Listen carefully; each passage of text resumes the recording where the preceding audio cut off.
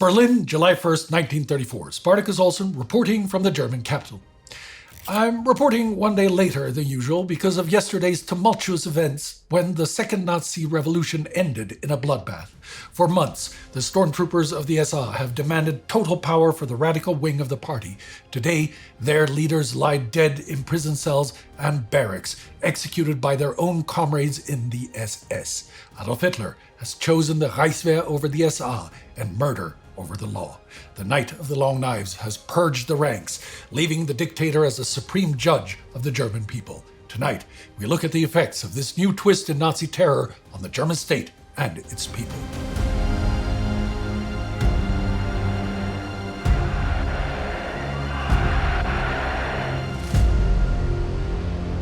In the past 3 months, while the world watched disarmament talks in Geneva collapse and the United States grappled with the devastation of the Dust Bowl, Germany slid towards the precipice of civil war. The second quarter of 1934 was defined by a suffocating tension, a lethal three-way standoff between the radical SA stormtroopers, numbering close to 4 million men, and the conservative elites backing the army and the Nazi leadership caught in the middle. The euphoria of the national uprising had dissolved into economic shortages and murmurs of discontent. The regime responded not with concessions, but with a massive propaganda war against critics, and finally a murderous purge that decapitated the SA and eliminated conservative rivals. The quarter began with the consolidation of terror. On April 20th, Heinrich Himmler took control of the Prussian Gestapo, centralizing the political police under the SS and marginalizing Hermann Göring's executive power. Simultaneously, the conflict between Ernst Röhm's SA and the Reichswehr intensified. Röhm continued to demand that his brown shirts replace the professional army, a people's militia that would sweep away the Prussian generals.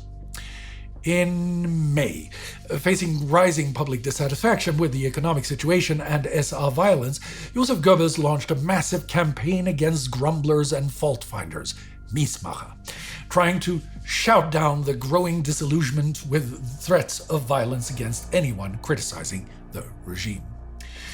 Crisis with both the conservative and the SA peaked in June. On June 17th, Vice-Chancellor Franz von Papen delivered a bombshell speech at the University of Marburg. He called for an end to the permanent revolution, criticized the unnatural personality cult, and demanded a return to legal norms. Meanwhile, the Nazi leadership alleged that evidence was coming in from the Gestapo and SS that Röhm and the SA were arming for an imminent uprising against Hitler's regime. President Hindenburg, gravely ill, threatened Hitler with martial law if order was not restored.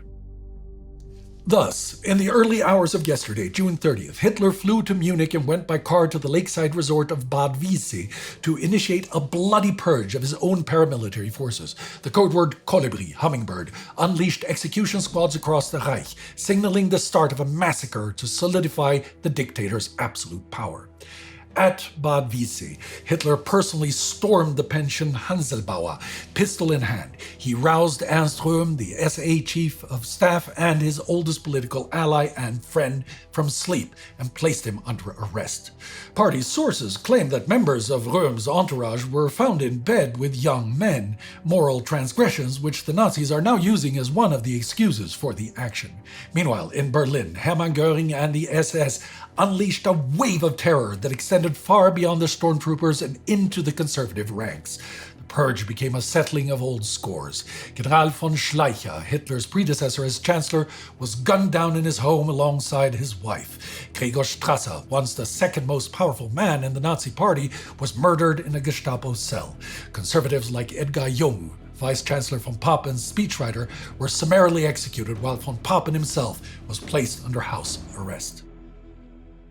It is unclear if the purge is over. So far, it is reported that at least 85, perhaps 200 or many more are dead, and the SA is broken. This morning, as we here in Berlin and the rest of the country have just woken to the shocking news, the mood is nervous as we look back at 3 months of developments that have once again left Germany permanently altered and in an ever firmer grip of the Nazi dictator. Before that, the dismantling of the legal system accelerated. On April 24th, the regime established the People's Court, Volksgerichtshof, set to begin work this coming summer. Treason cases will be stripped from the Supreme Court, placing the judiciary firmly under political control to ensure ruthless sentencing. For Jews, the terror became more localized but intense. On the 25th of March, Palm Sunday, in Gunzenhausen, a pogrom had left 2 Jewish men dead. Subsequent violence and legal proceedings dragged into April. While the regime sensitive to foreign opinion and economic stability punished the perpetrators, the sentences were lenient, sending a clear message that the police would not protect non-Aryans from the, quote, anger of the people.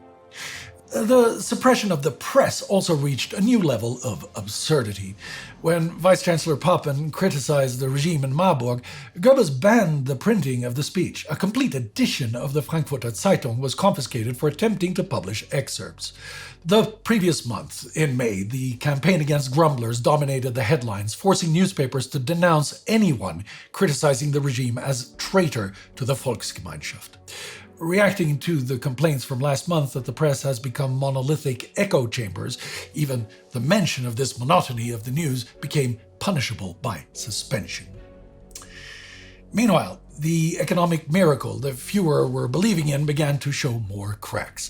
The battle for work was increasingly revealed as a system of low wages and state compulsion for workers, while leaving the captains of industry free range of exploitation. Hjalmar Schacht, president of the Reichsbank, was forced to continue rationing foreign currency, leading to continued shortages in consumer goods and raw material for the textile industry. To halt the flight from the land to work in cities caused by miserable agricultural wages, the regime passed the Law for the Regulation of Labor Allocation, effectively binding the rural poor to the soil to ensure food production. However, the biggest economic development was in April when Schacht expanded covert credit. Armaments firms are paid now with MEFO bills, state-backed papers that can be discounted through banks and ultimately supported via the Reichsbank, keeping rearmament borrowing off the normal public books. This time, the credits are funneled through a new shell company called MEFO, short for Metallurgische Forschungsgesellschaft MBH, owned by Krupp, Siemens, Gute Hoffnungshütte, and Rheinmetall. Like the other IOUs, these are not covered by any real money or can be refinanced with foreign loans. This once again puts Germany in short-term debt that might very well soon outgrow realistic quarterly growth projections. The Nazi regime has doubled down on the precarious gamble that the German economy will see a never-before-seen financial miracle or growth by other means, such as conquest. As the country bounced between a crisis of confidence, economic challenges, and dissent from the conservative allies and within, the mood inside the party was toxic. Goebbels, once a dedicated follower of Strasser's and Röhm's party faction, found himself caught between his radical sympathies and loyalty to Hitler and chose to worry about the faltering support from conservatives. On June 29th, observing the fallout from Papen's speech and the threats from Hindenburg, he noted that the situation is becoming more and more serious. The Führer must act, otherwise the reaction will grow over our heads. And so, besieged by the very forces they had partnered with to gain power, the right wing of the party under Hitler, Göring and Himmler acted. While it seems to have eradicated any opposition and tightened the party even further to Hitler, how that murderous action will finally go down with the public remains to be seen. It was, without any doubt, a release of the immense tension experienced as the crisis drew nearer, which Martha Dodd, the U.S. ambassador's daughter, described as that the air was so heavy with moisture that we could hardly breathe. Black clouds loomed on the horizon. Everyone felt there was something in the air. But there are signs that the public mood is shifting fast from unease to shock to a sense of relief. Already on the day of the purge, our Hamburg housewife, Luise Solmetz, expressed relief that the rowdy SA had been crushed. A redeeming deed. The terrible tension of these weeks is broken. It Remains to be seen if the economic dissatisfaction and dislike of Nazi unilateralism is also broken. If so, that would dash hopes like the ones expressed by a Jewish professor in Dresden, Victor Klemperer, who saw through the propaganda of the anti-Grumbler campaign in May and noted, "Gross rabble-rousing and a last warning to the Jews. There is desperation behind the whole speech, a last attempt at diversion." Looking at reports from the Supada, the underground SPD, there are signs that the purge has diverted attention from the economy to a cynical reaction of approval among many workers. While they still might not fully support Hitler, there is schadenfreude regarding the SA, with the Supada noting that Hitler's courage in taking decisive action made him look practically as a hero for destroying the hated local SA bosses who had terrorized the neighborhoods. If indeed we are to believe the internal reports of the Nazi apparatus that this reporter has already seen, then the bloody purge has been a success in public relations. As the first dramatic rumors of the purge seeped through the towns of Schwaben on Saturday afternoon, government observers noted that the public did not recoil. Instead, a report recorded that sympathy lay generally from the beginning on the side of the Führer. In Hanover, the local Gestapo office reported that the crackdown was received with the greatest enthusiasm by the population and went on to describe the public mood as a liberating sigh of relief, noting that admiration for Hitler's courageous personal intervention had grown, adding an adulating note to please the leader, insofar as that was even possible. Now, as always, such internal praise must be taken with a very big pinch of salt, and we have yet to see the reaction of the regular armed forces, the rank-and-file SA militants, and President Hindenburg. But so far, at least to this reporter, it looks like Hitler's iron grip on Germany has once again grown stronger overnight, insofar as that was even possible.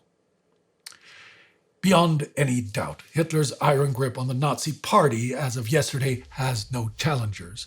It ends the ideological dichotomy encapsulated in the party's name, the German National Socialist Workers' Party. In 1918 and 19, before Hitler assumed control, there may briefly have been real ambitions towards socialism, but this was never to Hitler's liking. In 1930, he told a Sunday Express reporter, "Our adopted term socialist has nothing to do with Marxian socialism." In Mein Kampf, he said he would have preferred to call the party social revolutionary to avoid confusion with socialism, and in 1929, he told Otto Strasser, Gregor's brother, "Socialism, that is an unfortunate term altogether. If people have something to eat and their pleasure, then they have their socialism."